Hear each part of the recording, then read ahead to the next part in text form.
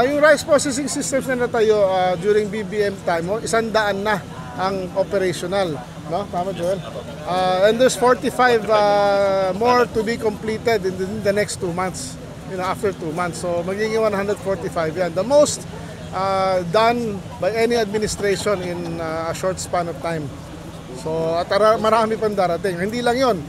This year alone, 300 drying systems ang binili natin. Yung drying lang para yung wet palay maging dry palay. At doon lang ang malaking bagay na sa ating mga farmers yun. Nag-apply kami sa PhilMec under RCEP.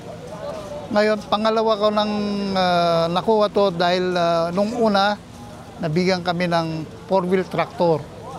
So, malaking tulong to sa aming mga miyembro o sa mga magsasaka namin dahil ito tinatawag na pag-aani, harvesting. Yung ampalay, i-harvest mo, pero pagka wala kang means, lalo na yung makinaryang ganito, abutan ka ng masamang panahon, lugi ka na ikaw magsasaka. Mr. President, maraming pong salamat sa mga binibigyan yung tulong sa aming mga magsasaka o sa mga kooperatiba. At sana po tuloy-tuloy lang po para sa ginhawa namin.